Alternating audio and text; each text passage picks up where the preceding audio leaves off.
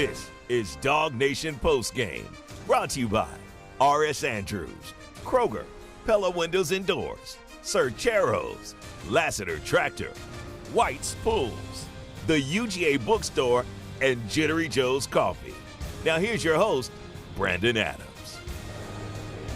Hello, everybody. Welcome into our DawgNation Postgame show. We're live in the field here, Bryant-Denny Stadium in Tuscaloosa, Alabama. We've just witnessed what turned into one of the wildest games we've seen in a long time as it relates to Georgia football.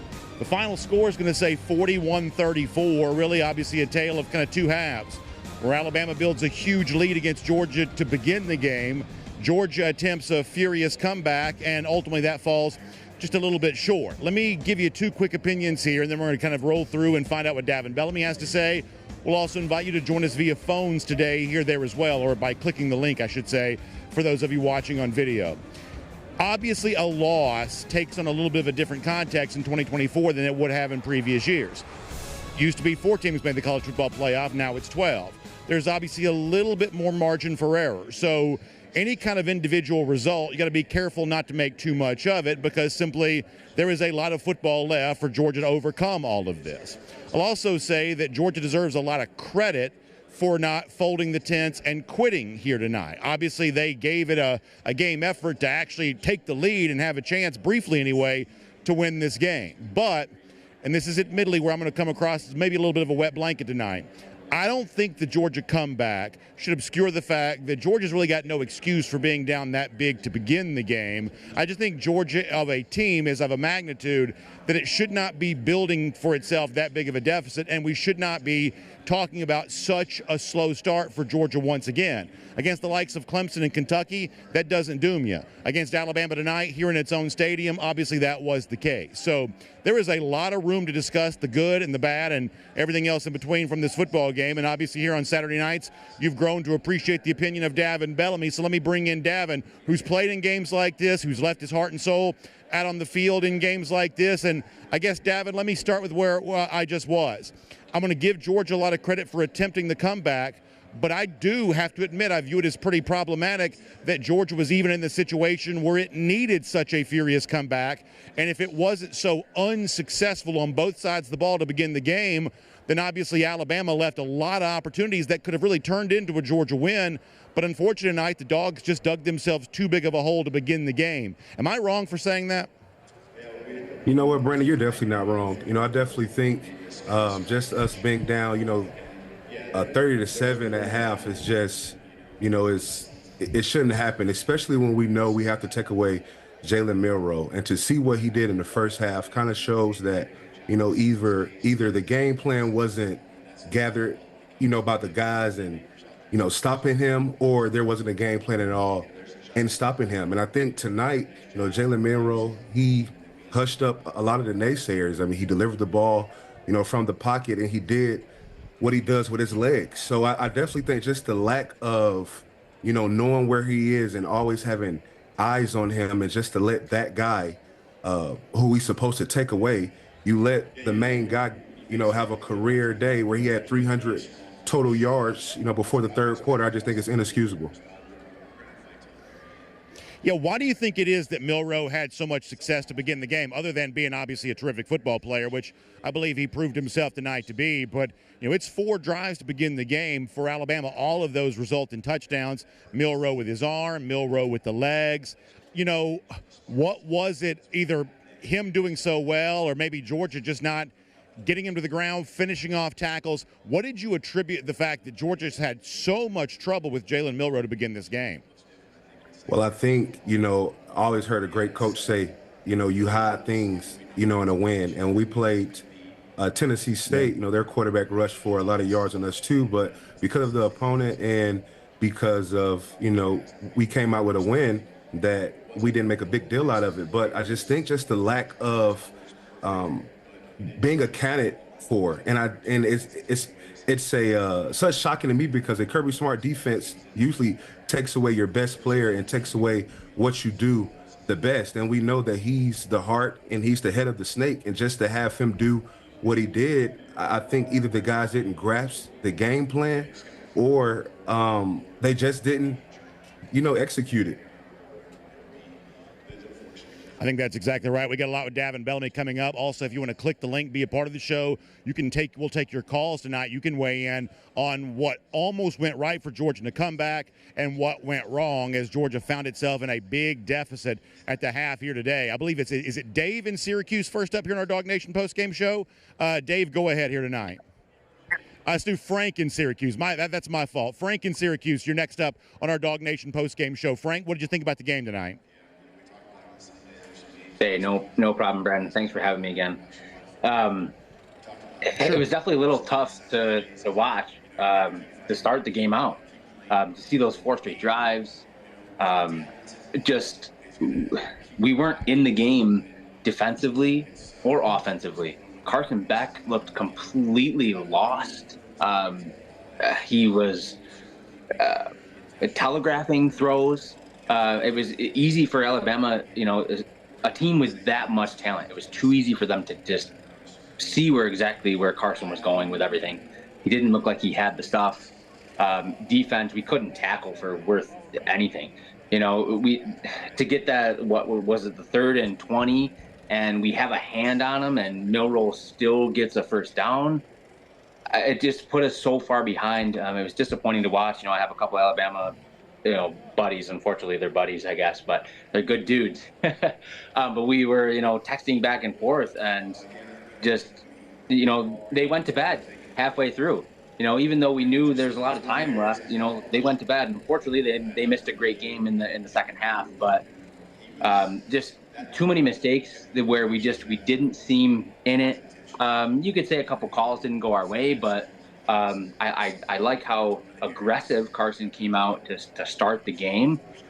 We had a couple dropped balls that just were inexcusable. The one by Smith could have been a touchdown on one of our first, 1 or 2 drives there that just seemed to not go our way. And then a couple of the other throws down the towards the end of the game that just, we got too far behind that just didn't match up. And I don't know, it was disappointing to see us that way. But, the good parts where we came out and, we didn't seem really alive the whole season so far, right?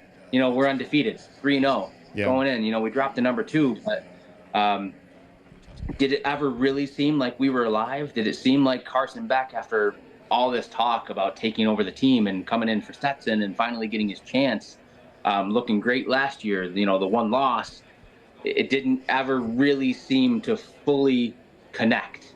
The good parts that I like taking out of this game is the second half. It seemed to connect. I don't like, obviously, the last interception, but at least we can come out at the end of the game saying, all right, maybe we have something with Carson to finally connect. Maybe we have something to lead to. Maybe Georgia is finally alive and we meet Alabama again in the SEC championship. Yeah, Frank, I think that's a good call. I really appreciate it. And Davin, how about those 2 points? A, what did you think of Carson Beck's performance tonight? And B, what did you think of the overall energy level that Georgia showed on the field for the full 60 minutes?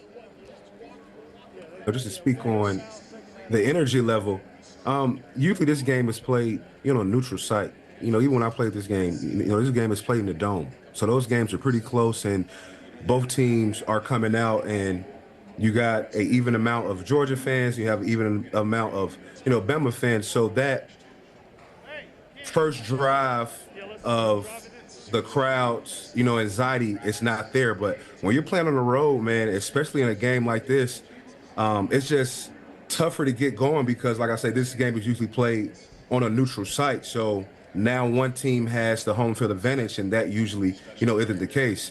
But I definitely think when it comes to, Carson Beck, I definitely think he's too up and down to be the caliber, quarterback he is. He's a Heisman guy that's always in the race, and, he has a lot of talents, and you just see him miss throws, and then you see him make throws, and you see him be loose with the ball, outside of the pocket, and then you see him have great, pocket ball security. Just the, ups and downs of his game.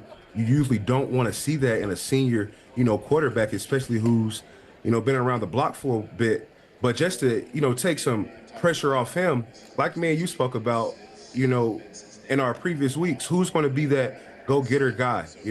Who's our Brock, McConkey, who was that guy there who can go beat man on man, coverage? Because basically what, Alabama was doing, they put a pretty good game plan together and disguising the coverages pre-snap and then, switching, post-snap. One of his picks, the safety looked like, he was down playing a, cover one, which is man, and then he bailed out to a cover two look.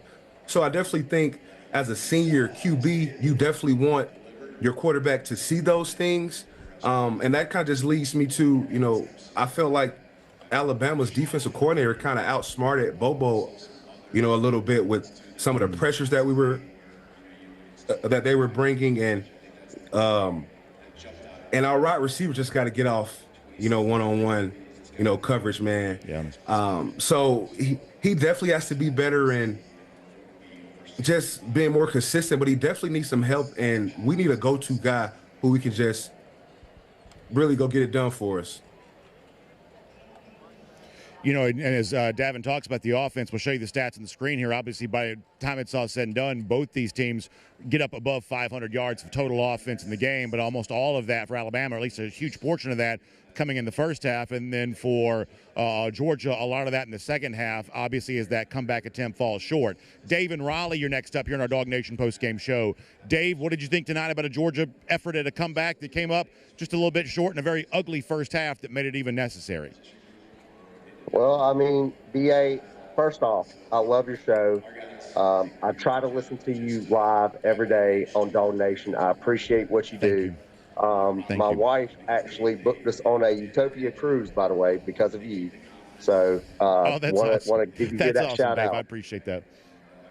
Thank you, Dave. Of course, this game was just ugly from the first quarter for Georgia.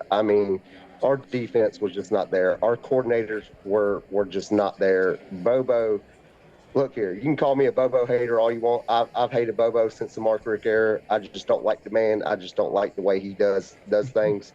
He had 2 weeks game plan for Alabama's defense. 2 weeks. A young secondary. Alabama has a very, very young secondary. And it looked like we were just not doing it right. Just our wide receivers could not get open. They were jammed at the line. They couldn't get open. I just don't know what to say. I'm very disappointed in this loss. Alabama is Kirby Smart's kryptonite. It is what it is, and I hope one day we can break that curse. It took a historical defense to beat Alabama in the Kirby Smart era. And tonight, our defense was not there. Our coordinators were just not there. We were outsmarted. We were, just not there, BA. Call it is what it is. And maybe Dave can tell us why our defense wasn't as good tonight. But it was just very, very, I commend Carson Beck, but to be in the Heisman race, Carson Beck should have. You can't win a game with 4 turnovers. You just can't. And he showed tonight that, I don't see Carson Beck as a Heisman contender. I just don't. After tonight. Maybe he can change my mind in a couple weeks. But we got Sure. Well, listen, Dave, I certainly appreciate the call, and it means the world to me that you watch your show and that obviously you're going to be taking a fun vacation on Utopia the Seas. I'd give anything to be one of those cruise ships here right now with Royal Caribbean. Obviously a much happier conversation than one we're unfortunately forced to have, but I think you have every right to be unhappy with what you saw today, and I think there's certainly plenty of blame to go around with that. And I guess, Davin, to sort of bring you back in on this, let's do a couple of things here. First of all, he kind of mentioned some frustrations with the offense. Mentions Mike Bobo, the offensive coordinator. Davin, I won't pretend to be a game planning expert. I really don't know, sometimes the difference between a good game plan and a not quite so good game plan. But it certainly seemed like Georgia today had its chances at taking some shots. And in some cases, I thought that Carson Beck just had some bad throws. I did. I think that you got to put a little bit of a spotlight on Carson Beck. Thought he could have been more consistent, as you said. But also to kind of piggyback on something that Dave said and you said there as well, boy, when it comes to wide receivers having a chance to win a battle in what looked to be one-on-one coverage, kind of a man situation, just going and getting the football and getting the best of the guy who's trying to guard them, boy, it really seemed like Georgia had a hard time with that tonight. And certainly when you look at what Orion Williams is doing for Alabama, one of the really special freshmen in our game right now, obviously that kind of explosiveness doesn't exist in the Georgia offense right now. And, boy, the difference was telling tonight, was it not? No doubt. It's the first half, the quarterbacks get all the, credit when they win. And, of course, they get a lot of the blame when they lose. But, we only rush for 80 yards. So you're not helping your quarterback in that way. We had no running game. Where's our O-line? Where's that Georgia-bred tough football where we can rush for 100 yards on any team? And then, kind of like I mentioned, just not being able to get off the one-on-one coverage. It's definitely something I've been seeing since week one, and we've just been winning, and a lot of things are hid, in the win. But tonight, when the athletes match up and you're playing a top 5 team, sometimes it's not about schemes. Sometimes it's just about, can my guy go get open like Ryan Williams did? He made a catch, on a one-on-one and made 2 guys miss and took it 90 yards. That has nothing to do with the defensive coordinator. That has everything to do with this guy saying, I'm going to win my one-on-one. And I just don't think at Georgia, we don't have enough players to just winning the one-on-one and making those game-changing plays. So much of our drives are 13, 14 play drives, and those are good when you want to wear down a defense, and those are also good when your running game is going well. But, when you have 16, 17 play drives basically without a running game, it just shows that, you're converting some, don't want to say lucky 4th downs because we went 5 for 5, but, just even getting in those 4th and 5 just shows the lack of first down run success that we're having. And I definitely think we're putting a lot on, Carson Beck. A lot of Georgia quarterbacks are grandfathered in with a great defense, a great running game, and great play calling. And all they got to do is go in there and don't mess it up and make the throws when it's needed to be. Well, tonight we needed you to be a little more.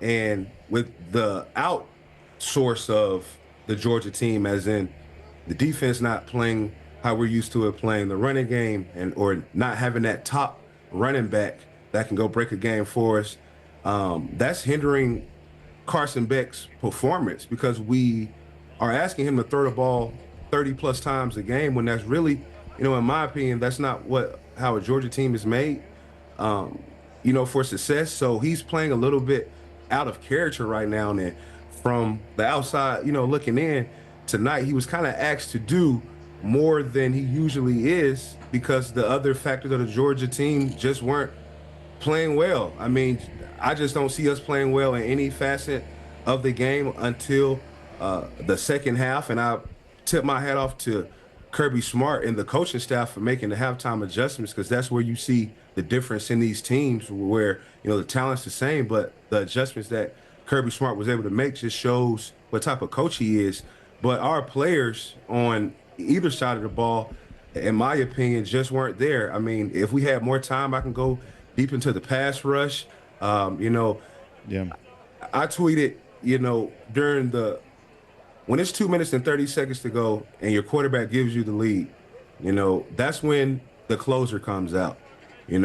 That's how I got my nickname as the closer, of having those late fourth quarter sacks. And you kind of compare it to, a pitcher that's coming in the 9th inning, and he just got to get 6 outs, or he just got to get 3 outs. That's what your pass rushers are. That's what your D-line are. And that's what your, defense is. With 2 minutes and 39 seconds left, Carson Beck did his job. He gave the defense a lead. Now it's time for that pitcher to come in, whoever it's going to be.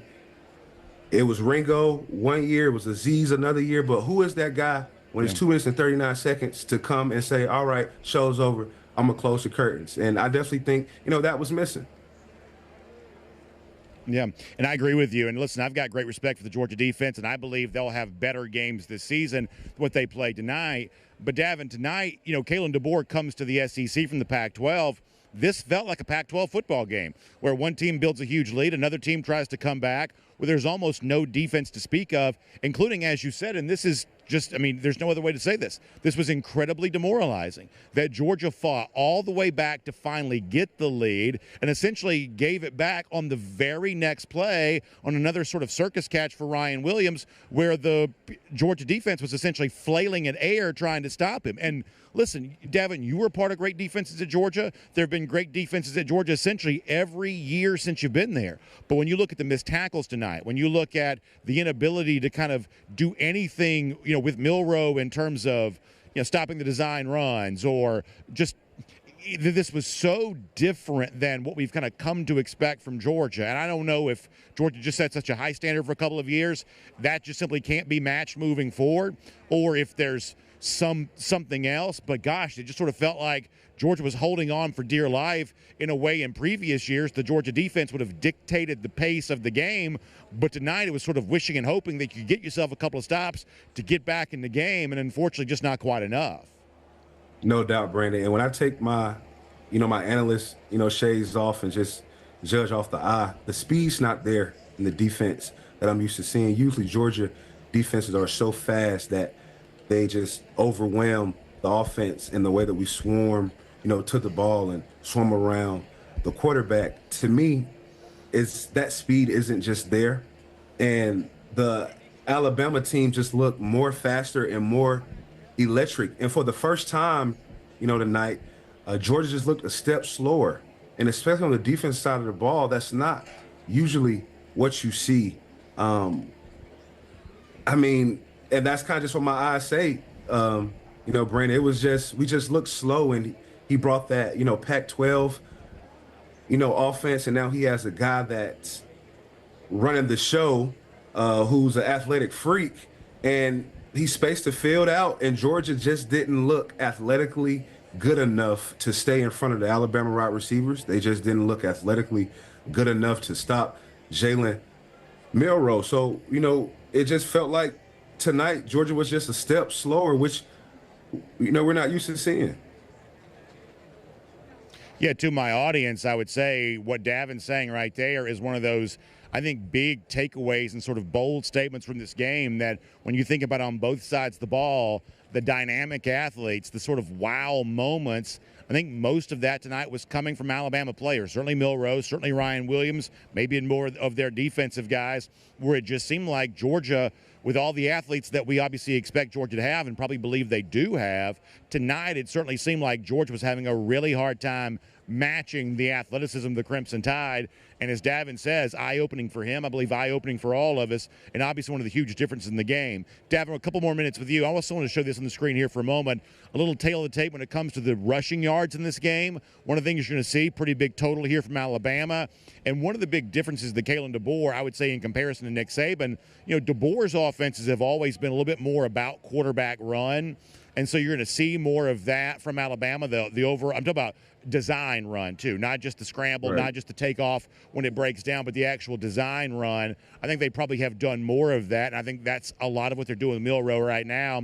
It seemed like Georgia had kind of a weird scheme trying to stop that a couple of times, but also because the fact that Georgia gets down so big, ultimately only able to run the ball for 80 yards today, and most of that was because they were forced into an obvious passing situation on almost every play from second half to the second quarter throughout the rest of the game. And so it puts you in the weird situation of, as of today, we're a third of the way through the regular season. And to be honest with you, I still don't think we fully know what Georgia has in Trevor Etienne. He was essentially, other than Cash Jones some, almost the only running back to play for Georgia tonight. Very sparing use of Branson Robinson, a little bit of Cash Jones in some, passing situations. Almost exclusively it was Trevor Etienne's game tonight, at least him being on the field. But when Georgia's down so big, they're not able to run with Etienne. So here we are going into kind of the middle third portion of the regular season, and after missing the Clemson game, being somewhat banged up for the Tennessee Tech game, and even a little bit hobbled in the second half of the Kentucky game, and now tonight basically rendered a non-factor because of the way in which this game was playing out. Right now, Georgia really doesn't have much of an idea of exactly what it has in Trevor Etienne because, for the various reasons I just described, they haven't been able to use him. Right. I definitely think Georgia is struggling with not just knowing what they have in him, but knowing what they have in themselves on the offensive side of the ball. I don't think we have in Identity. I mean, we didn't run the ball well against Kentucky. We were, you know, out physical there. And then, tonight we get down, but, essentially our first down plays can't get 3, 4 yards to put us in manageable third downs. We need another play just to get it in a manageable down a distance, the 4th and 5s. So essentially you're going 4 plays and you still are stuck with a 4th and 5. And the lack of running game just shows that, Bubba was just like, we can't run the ball here. We have to put it in Carson Beck's hands. So Yeah. I definitely think Georgia is struggling with, and basically an identity. I thought Travis was going to be that guy. When I was at Georgia, I played with Todd Gurley, Keith Marshall. I saw Swift, Chubb, Sony. Those guys, we're missing that guy here. And we thought it was going to be him, but I don't think the O-line is playing up to the par of what it's been in the past, and that's been hindering, our running game. And, tonight we got down, but there was basically no running game, so you had to, basically avoid it and try to put the ball in the air.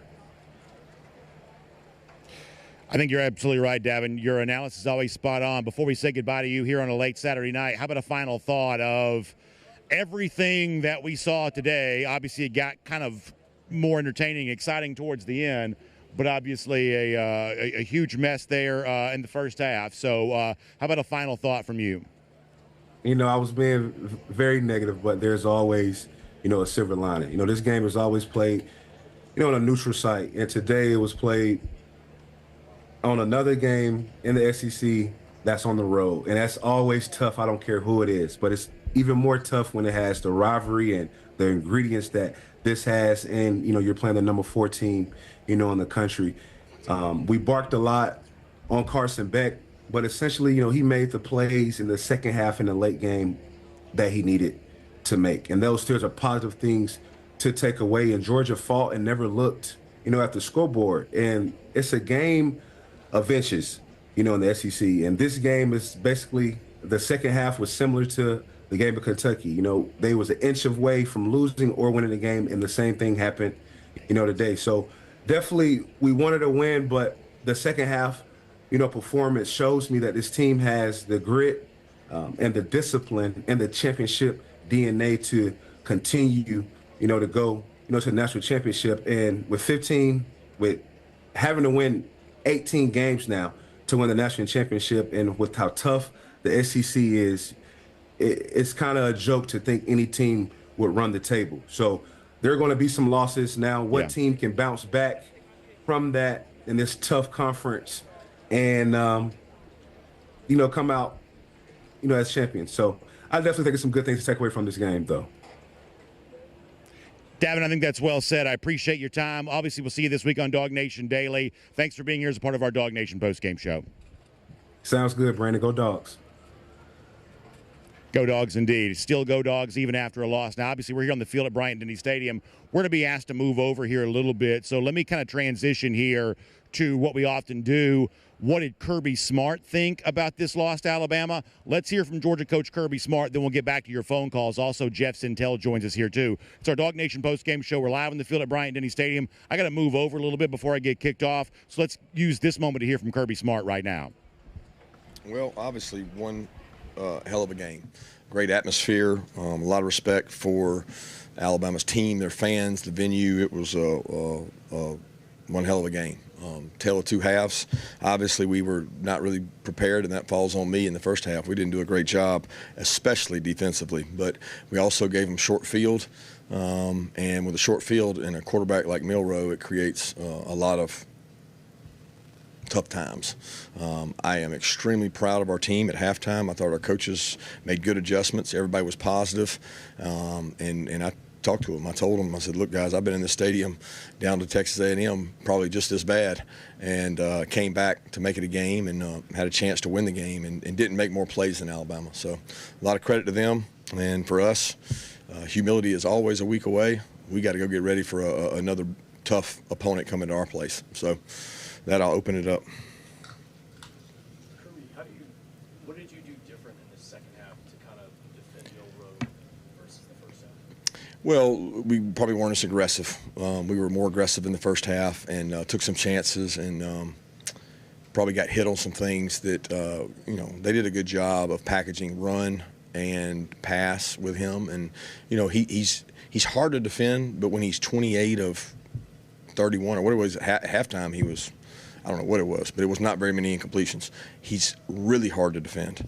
So you have to pick your poison. Do you want the guy to take off and beat you running? Do you want to, play loose coverage and try to keep eyes on him so he doesn't take off? He ran the ball well on the perimeter, and we lost contain, and then he also threw the ball well, which made it really tough. In the second half, we played some tighter coverage. We made some stops, and we possessed the ball on offense, and we just, when you make stops, you give yourself a chance. You talk about Ryan Williams, Kirby. Yeah. Great player. I mean, I got asked by the game day crew before the thing about what are you going to do special for Ryan Williams, and I said, we can't do anything special for Ryan Williams. They got a guy back there at quarterback that could be the best running back in the country, and he throws the ball. So you can't put two people on Ryan Williams. You can't do it. You got to make him make throws. And we've known Ryan for a long time. He came to our place on several visits. He's such a great kid.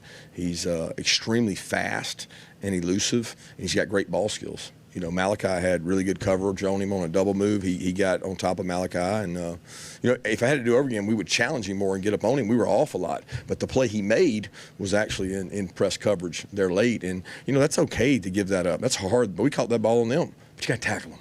You got to get them on the ground, make them snap it again. And we had momentum, make them drive it through. But we didn't get him on the ground. And that's the biggest fatal flaw of that play. Kirby, you're known for having unbelievable game plans with 2 weeks to prepare. What did they do to surprise you in that first half?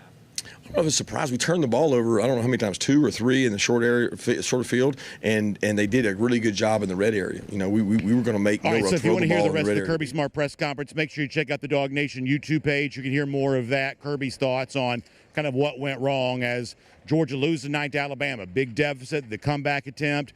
Obviously, it all falls a little bit short. We'll reset here. We'll get your calls as well. Also want to remind you that as Georgia goes back home next Saturday, we're obviously looking forward to being back at our home away from home, the DawgNation books, DawgNation, at the UGA bookstore. So you want to get stocked up on all the UGA apparel you need for a still fun ride through the remainder of the season that's still left for Georgia.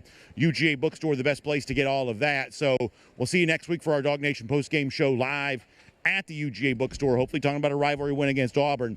And obviously autograph signings every single one of those UGA home games. Buck Bellew, I know Stetson Bennett coming by this year, Trayvon Walker coming through.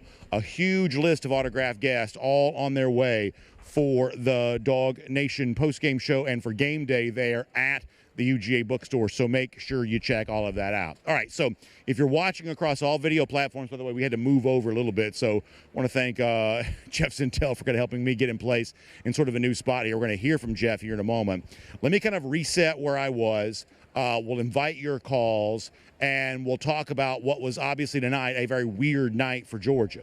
And as I said before, look, long season to still kind of come back from all of this and put this night in the rearview mirror, hopefully by the time the 2024 season is all said and done. And in the world of an expanded playoff, the fatalistic feelings after a loss, probably not as intense as they would have been back when only 4 teams made the playoff and 1 regular season loss could have essentially functioned as an elimination game. That's not the case here tonight. But at the same time, this is not a night in which I walk out of Bryant-Denny Stadium as a Georgia fan with a smile on my face. And the near comeback attempt from Georgia, to me, is not much more than lipstick on a pig tonight, because the fact of the matter is, I thought that this was a bad night for Georgia, a failing grade for the performance overall, to be in a situation where you even had to make that kind of comeback.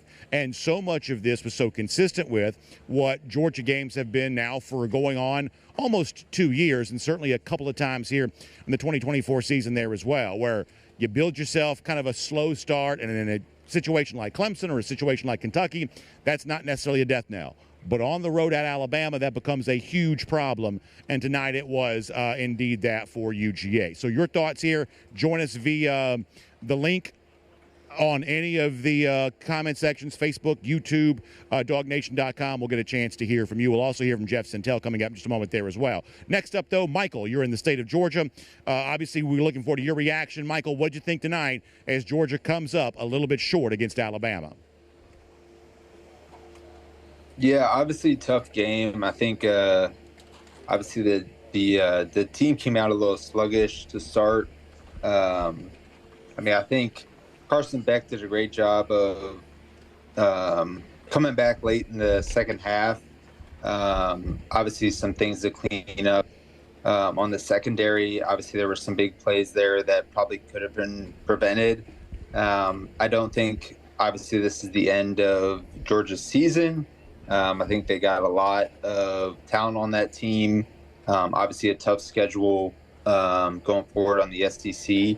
And I think they match up really well with the teams they play the rest of the season. So I think, some things to clean up, but I think Georgia can be right there in the SEC championship by the end of the season.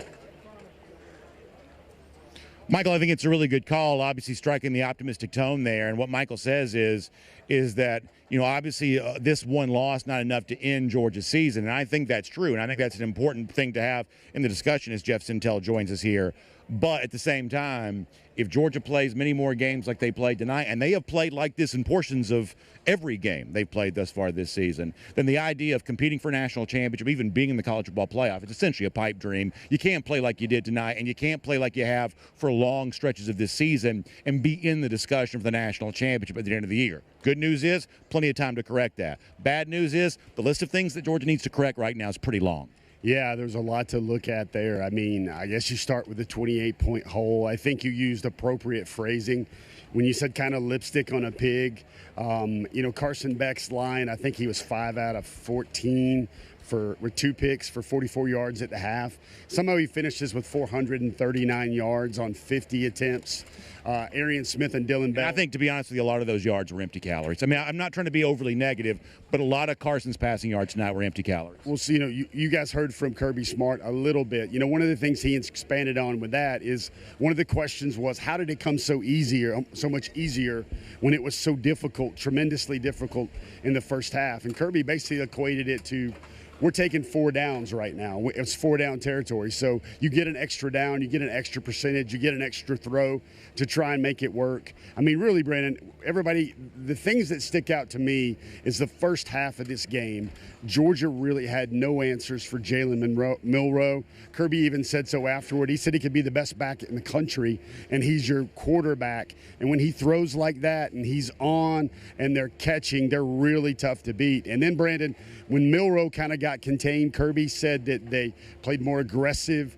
They got some stops. Here came Ryan Williams. And I think Ryan Williams was probably the second best player on the field tonight. You saw what he did. The ESPN crew asked Kirby this week, they say, what's your plan for dealing with Ryan Williams? And Kirby was kind of flabbergasted. He said, man, I can't have a plan for Ryan Williams because I got to deal with Jalen Milroe. You can't take both of those guys. You can't double one of those guys and then have something to deal with Jalen Milroe. He said that's the dynamic that Alabama presents that makes them so tough to stop. What Georgia needs is a plan to get themselves a Ryan Williams because, as Davin Bellamy said, he's 100% right. All of the speed in this game on both sides of the ball looked like it was on the Alabama side. And it's not supposed to be that way. It's just not. This is supposed to be a matchup of athletic equals. And by gosh, it just did not look that way tonight. Well, Brandon, I think you and I can both catalog 5 drops from Georgia receivers, at least at the minimum. And it seemed like you've got Ryan Williams with Georgia's best defender on him, basically tipping the ball to himself like Brock Bowers did. That's the difference between these two teams in terms of elite talent. Georgia, Arian Smith had a great game. One of the interceptions was actually on Arian. He just had a busted assignment. He also had I'm trying not to overstate this. He also had just an absolutely back-breaking drop to begin the game. And Georgia came out swinging, and it was just an absolute game-changing drop from the word go. I think when Georgia wants to beat Alabama in Tuscaloosa of all places, they need the receiver that makes those catches in order to go blow for blow. Now, listen, I don't think Alabama's always going to have a quarterback quite like Jalen Milroe. That guy is very special. This was probably his Heisman resume highlight reel right now. I think even though Texas did get the win, you're going to see Alabama get a lot of first-place votes, a lot of love, simply because the way Milroe played. And then you can add Ryan Williams to that. One interesting snapshot I want to share with everybody. Brandon, Julian Humphrey took the that late score he gave up on Williams very hard. He was walking off the field. So did I. He was walking off the field with a towel over his head, and Kirby came up to him and he said, no, we don't do that. We don't take our helmet off. And an underlying thought, I asked Dylan Bell this. I said, do you get the feeling that you'll see Alabama again? And he was like, I want to see Alabama again. We want to play these guys again. So we got more of your phone calls here coming up. Let's do Stick D's. You're next up in Rome. Stick D's, thanks for being here as part of our DawgNation postgame show. A lot to say about a wild night here in Tuscaloosa. What did you think about it?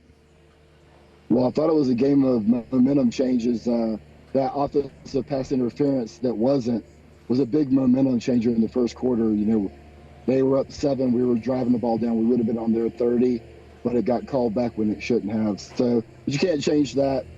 We fought back at the end. I think the thing that I was most perplexed by was the final moments of that drive and the pass into the end zone. Kirby talked about possession football, but we didn't play possession football. There was 50 seconds on the clock that you're going to still get to Milroe, and you're throwing it into the end zone instead of just methodically driving it down to the red zone and scoring. And then you could decide you want to go for the game win and go for 2, or just kick a field goal and go into overtime. But I thought that pass with 50 seconds left was a poor decision.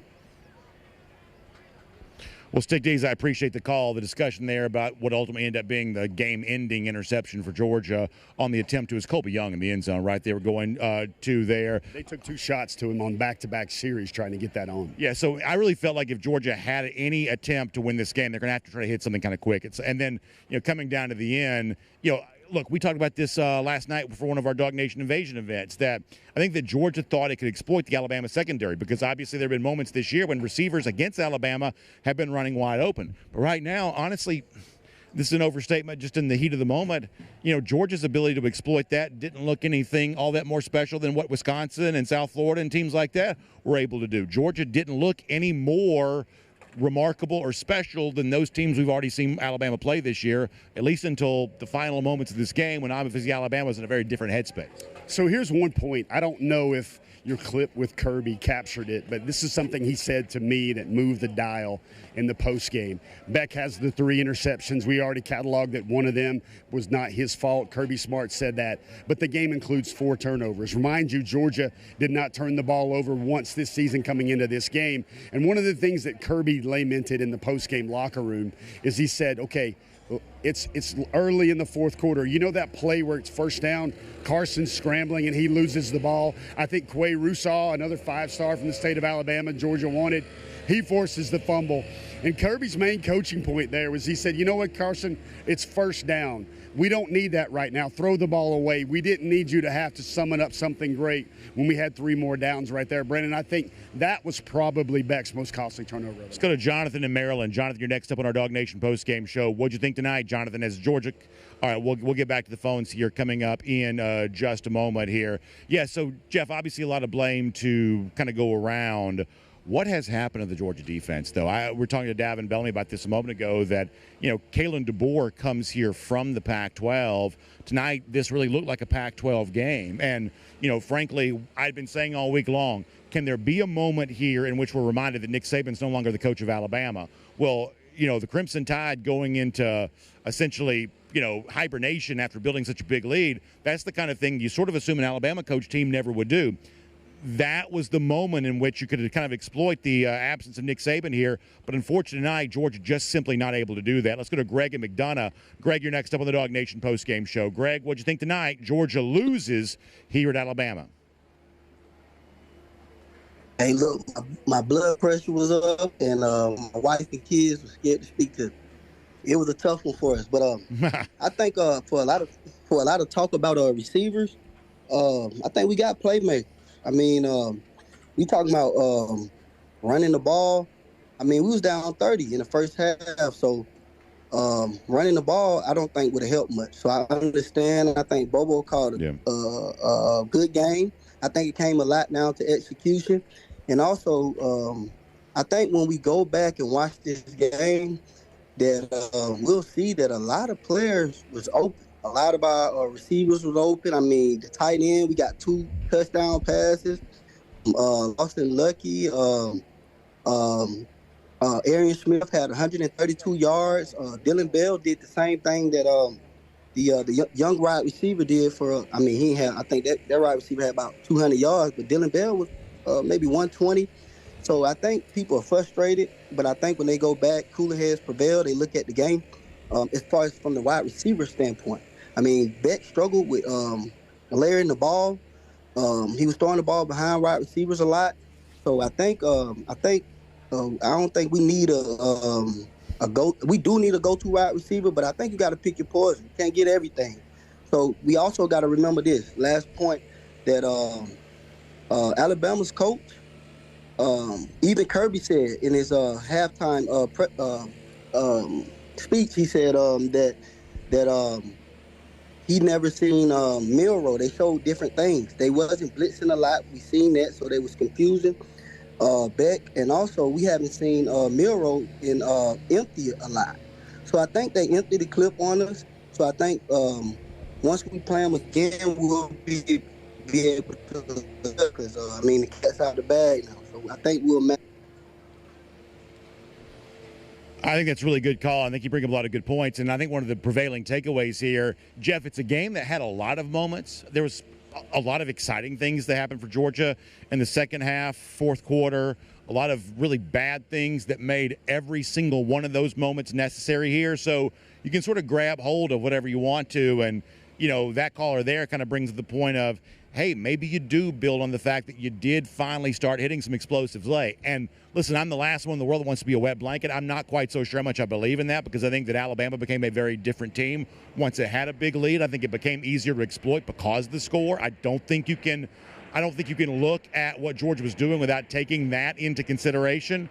But to be fair and balanced, do you see something that Georgia can build on here from the fact that it did almost mount a comeback? Yeah, that's the main hope message out of the Georgia postgame locker room, Brandon, was we have the Georgia Bulldogs have a bunch of fighters. Kirby Smart praised his team. He even gave an example. He's like, hey, I was in this building and we were down a ton of points against Texas A&M, and we almost came back and won this game as well. So I think that's the thing. That's the rally as Georgia gets ready for Auburn next week is, look what we did. We didn't fold. I think as Georgia was getting buried, Brandon, I kind of made a mental note that what would concern me more is if Georgia doesn't have some level of response, because I think we've been in a lot of lean years with Georgia football where there's not a response. The main thing I think that sticks to me, besides everything we've discussed so far about this game, Brandon, is it just looked like, you mentioned a Pac-12 game earlier, it looked like every throw for Jalen Milrow was open, it was a catch, he was schemed open. And when the game was really contested in that first half, Brandon, as Alabama was stacking up those points, everything looked hard for Georgia. Carson Beck was trying to layer the ball into windows where there were like 4 or 5 Crimson Tide jerseys. Again, I think the thing that really stands out is Jalen Milrow, not even the legs, Brandon. Think about this. Georgia's punter was a little off tonight. Brett Thorson was not the guy he's always been. It just seemed like the whole night nothing was going to work. You saw Georgia'd get a big game, and then there would be a shot in the foot where, oh, yeah, that was a pass interference. I think Georgia caught 3 offensive pass interference plays in this game. And listen, Georgia's not going to beat a whole lot of teams, especially a team that good, with Milrow throwing 27 out of 33 for 370 and then running for 120 yards again. But how many times are we going to stand here and take your hat off to an Alabama quarterback? This is the 4th Alabama quarterback we've taken our hat off to. We took our hat off to Bryce Young. We took our hat off to Jalen Hurts. We took our hat off to Tua Tagovailoa. I mean, how many times is Georgia going to be forced to take their hat off to an Alabama quarterback before – I'm just speaking on behalf of fans who are feeling this way. How many times do you have to take your hat off to an Alabama quarterback before somebody from Georgia matches a performance like that in a game like this? It's a great point, and this is the message I got from a lot of my followers on Twitter in the game. They're like, Jeff, when does Georgia get to have that dynamic quarterback? When does Georgia get to have that receiver that snatches everything out of the air? And that's a very valid point, because it seems like Georgia is the one trying to deal with a showcase, marquee, Heisman-level talented quarterback. And I think we saw today, despite all the hype about Carson, that he still has a measure to go to be in that sort of conversation, a long measure. All right, we got still time for you to join us. Click the link. We'll take your calls here. Also, more thoughts from Jeff Sintel. We'll hear what Alabama coach Kalen DeBoer had to say, too. I believe Kaylee Manziel may stop and be a part of this before all said and done. Who knows what surprise we may have. But before that, We're going to pause here for a quick 60 seconds. Say thank you to a couple of our sponsors who've made this possible for us here today. And honestly, a fun day obviously comes to a horrible conclusion here after a great Dog Nation invasion and everything else. But obviously, we're lucky to be on the road. We're lucky to be able to cover Georgia like we do. So let's take 60 seconds here, thank a couple of sponsors. We'll be right back to it, commiserating over what was, for the most part, a very forgettable night here at Bryant-Denny Stadium. We're right back at it after a quick spot here. When you've got to haul, when you've got to mow, when you've got to feed, whatever you've got to do, whatever you've got to do, you've got to get a John Deere. Whether you're working at home or on the farm, the team at Lassiter Tractor Company can help you find the right product for you. Find your local dealer at LassiterEQ.com. Big games deserve big meals, so let Cercheros make it happen. It's friendly Tex-Mex, served fresh every day. Cercheros Catering can handle the crowd, so it's perfect for your tailgate or watch party. Order online, pickup, or delivery. Cercheros is Georgia grown with over 30 locations throughout the state, bringing you fresh Mex, bowls, burritos, tacos, and more, with over 25 fresh toppings, customizable, just the way you like it. So find a location near you at Cercheros.com. That's Cercheros.com. DawgNation Postgame is sponsored by R.S. Andrews, Kroger, Pella Windows and Doors, and the UGA Bookstore. So comments continue to roll in here on a night when Georgia has lost 41-34 to Alabama here at Bryant-Denny Stadium. I saw Barry Watkins on Facebook talking about not bringing pressure on Jalen Milroe, and I have a slightly different take than that.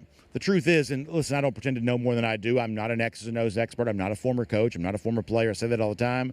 But to my eye, on both sides of the ball, I thought that Georgia really tried to be pretty aggressive tonight. And you will always wonder what might have been when Georgia came out trying to throw haymakers on the opening drive. Obviously, the Arian Smith drop does a lot to change the complexion of that drive.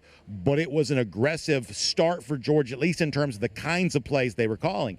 Defensively, the same way. Jeff, they were trying to bring pressure. You can go back and watch this. They were bringing the extra guy. They were bringing guys to the line of scrimmage. They were trying to get after Jalen Milroe. If you want to go back to last year's SEC championship, that seemed to me, to my eyes, just sort of a naked eye, kind of test, a fairly timid game plan. Their game plan tonight was not that way. It wasn't. But they just whiffed. Opportunity after opportunity after opportunity. I can't believe that we're saying this about a Georgia team. As I joked on social media, it has been a long time since Georgia fans have felt this way. I almost forgot how it feels to have this much disappointment. As I've told you, the sort of empty calorie comeback does not do a lot to change that for me. I'd never really thought this was going to turn into a Georgia win, just to be completely frank. But the point is that to my eyes, I didn't hate the game plan on either side of the ball. They just, the best I can tell, they just didn't execute. So, you said something earlier, you didn't want to be a wet blanket. So this is my wet blanket moment right here, Brandon.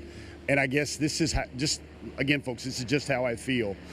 This was an opportunity where it looked to me like Georgia was the team trying to get to the top of the mountain to prove it was right there with Alabama, and not Georgia was the one that had won 2 of the last 3 national championships and all those SEC games and all those touchdowns and no turnovers. Listen, this is what hurts tonight. This is the disappointing fact tonight, is Alabama just lost the best coach in college football, and they still look, thanks to 2 dynamic players, a little bit better than Georgia in a few key areas. Yeah, I mean, like they showed highlights night of Alabama's last national championship, which came, by the way, with Nick Saban to wear one of those stupid masks. That's how long it's been since Alabama's won a national title. So I agree with you that there is somehow the same kind of like bully mentality that Georgia seems to have against virtually everybody in college football. It always seems to sort of be just a little bit different against this opponent, and it shouldn't be. The truth is obviously Alabama's got the head-to-head wins over Georgia, but in this decade, Georgia's been the more successful team. Alabama won a national championship in empty stadiums when everybody's playing 7 on. Georgia's back-to-back national titles in 2021 and 2022. My point is, boy, you'd like for them to bring that swagger into this game against that opponent, and somehow it just doesn't happen that way. From the very beginning of this game, Alabama was just walking taller than Georgia and just more swagger in their step.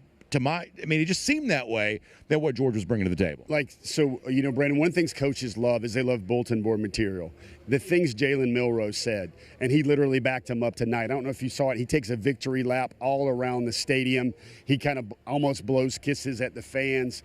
Brandon, again, my point here that sticks in my craw a little bit is it felt like Alabama had always been on the top of the mountain, and Georgia was still trying to get there. When Alabama hadn't been there this decade, they'd lost the greatest coach in college football, and it still feels like, despite all those successes, despite all those SEC wins, despite all those regular season wins, that Georgia was still trying to get to Alabama's level, if that makes any sense. We're going to hear from Georgia quarterback Carson Beck here in a moment. Also, let's give our player of the game here, courtesy of our friends at Serve Pro. It goes to Dan Jackson. Listen, I'm not going to sugarcoat this. Tonight was not a night where, you feel very good about giving anybody player of the game, just to be honest with you. That's usually a very fun thing we do after Georgia victories. Obviously, we've seen a lot of them for Georgia as of late, but Dan Jackson does deserve a lot of credit for not giving up for Georgia and doing his part to try to help clean up a pretty big mess for these dogs. And speaking of cleaning up messes, fire damage, water intrusion, things like that, our friends at Serve Pro, the restoration specialists, want to get you cleaned up and put it all back together like it never even happened. So find Serve Pro online, servepro.com, for more on that. You want to click the link, join the show. We got time for some more calls. Also, Carson Beck has been talked about tonight a good bit. What did he have to say about tonight's game? Let's hear a portion of his comments to the media a little earlier on.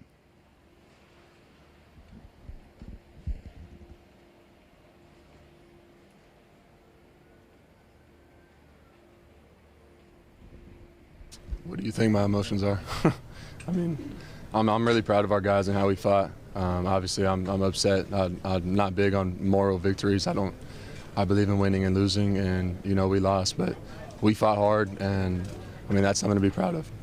You guys, you never gave up, right? You were in it till the end. Can you tell me the emotions on the sideline, how you were able to kind of stay competitive and believe till the very end? Yeah, absolutely. No, I think that's how we're built. I think that's what the G stands for. I think we've always shown that no matter what the circumstances are, we're always going to fight, and we're not going to quit ever. It's who we are, and I'm proud of that. But I wish some things would have went different. That first half, we probably played terrible. I don't think we need to watch the film to go see that we didn't play our best. That starts with me. I got to be better, but I'm happy about how we fought, and we brought it all the way back and took a lead. So we just weren't able to close it out. Why was it so hard to find a groove in that first half? I don't think it was a challenging thing. I think we just made mistakes. That was all it was. We had some busts and certain concepts, and we didn't run the right things. And it is what it is. It's part of the game. And then they stopped us whenever we needed to convert, and that's football. Kirby seemed to be trying to cheer everybody up as they came in the locker room. What's his message in you guys? Yeah, just keep going. It's the same old thing. When you're down, I don't even know how many points we were down. We don't look at the scoreboard. We don't play to the scoreboard. We never do. I want to give a lot of space. I want to give a lot of space here for Carson Beck to have a lot of moments that were better than tonight was. Did not think this was a good game for him. And as I said before, I don't think that the comeback does a ton for me to change that. And, Jeff, I got to be really, really careful here because even in an NIL age, I'm just a little bit careful about how I speak about players. I think he absolutely struck the wrong tone with that post-game press conference there.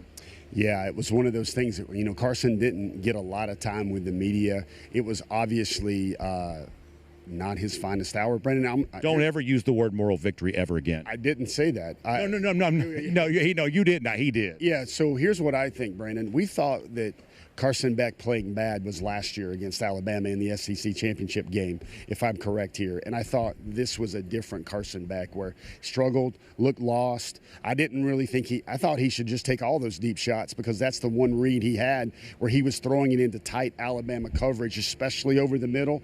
Brendan, it looked like he lost confidence. And then that second half, he started making some plays and then confidence happened. Again, I think that Carson Beck that played against Alabama in the SEC championship game would have given Georgia a better shot tonight in the first half. So let me give you my sort of wide-ranging opinion on this.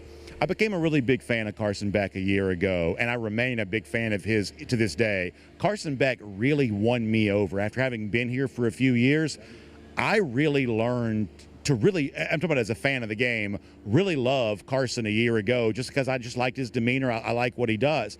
I am still as big a fan of Carson Beck as I've ever been, and a bad performance or a bad press conference is not going to change that. Y'all know I'm not going to give up on any of these guys, but I do believe he needs to be better on the field than he was tonight, and I do believe that when he steps up and speaks on behalf of his teammates there, I think he's got to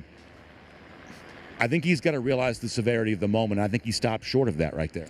I think one of the things, Brandon, whether it just keeps happening over and over, but maybe Carson's just not that guy. He seems very surgical, very analytical. He doesn't seem like a firebrand. He doesn't seem like an emotional warrior that we saw with Stetson Bennett. And look, not every quarterback we can expect you to be a certain type of prototype or cut from that cloth.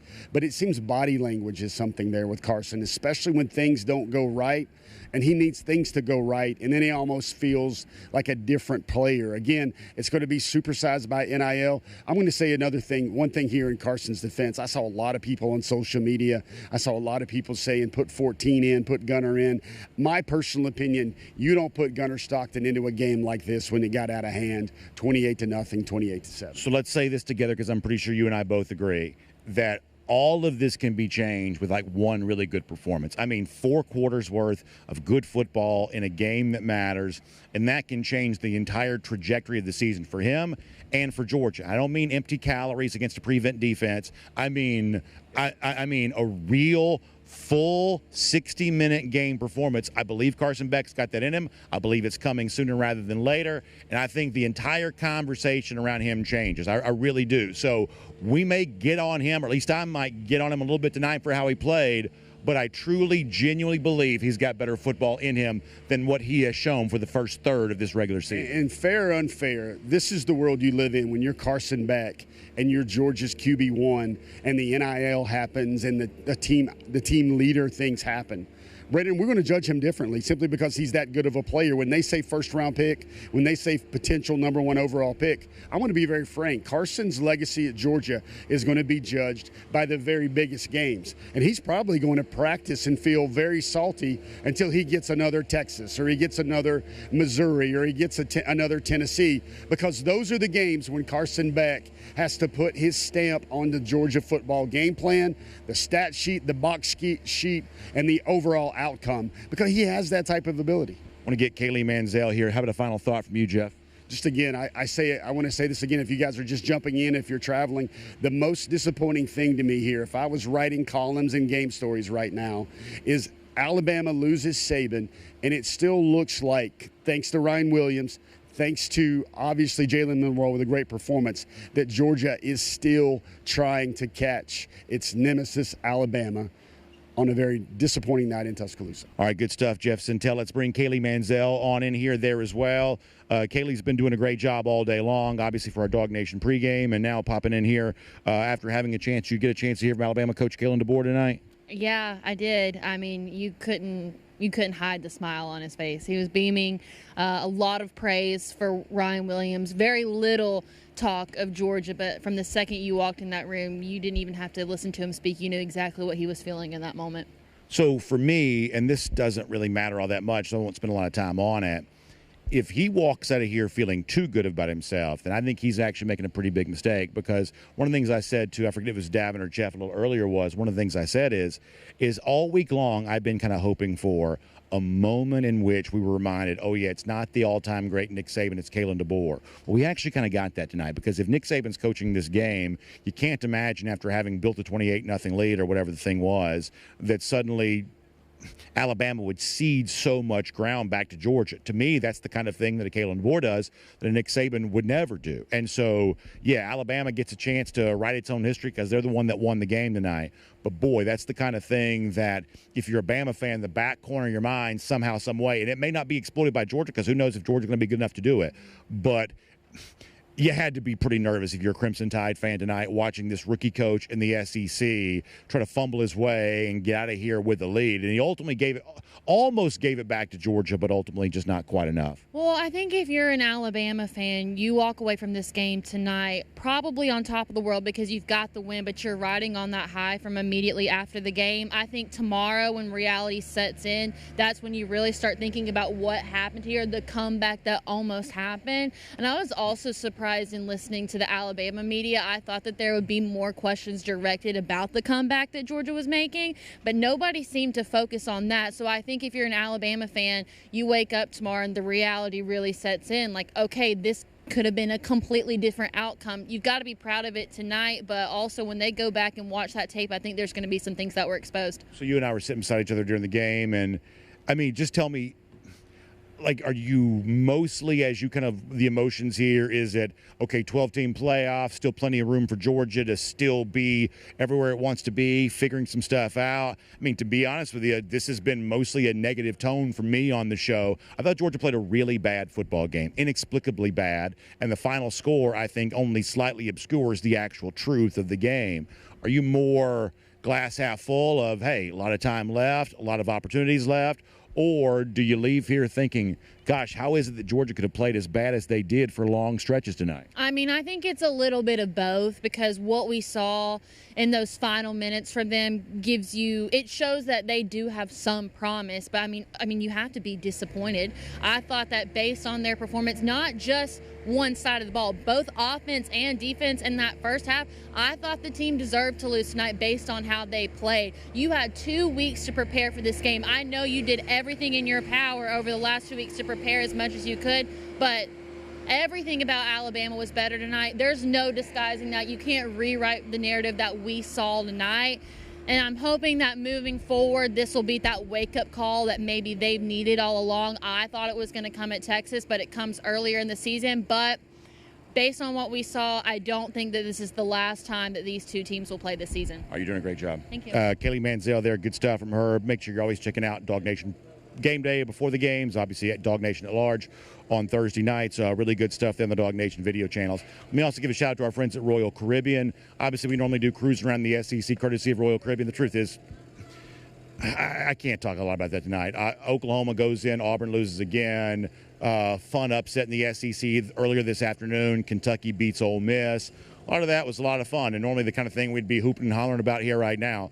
The bottom line is, if I could go get on Utopia of the Seas right now, I absolutely would. We had a caller to begin the show to say he's booked a cruise on Utopia of the Seas. I wish I could join him here right now because I'd love to just blink my eyes and be in the Caribbean right now, obviously anywhere but here, on a night in which you're talking about another Georgia lost Alabama. This one different than any we've experienced because it was Georgia this time trying to mount the comeback, where in the past, oftentimes it feels like it's been Alabama trying to do that. And I think Kaylee's right. Look, there is still a chance for Georgia to get a rematch against Alabama. They could maybe even play them 2 more times if the season plays out the way that it could. But I'm also not going to sugarcoat things.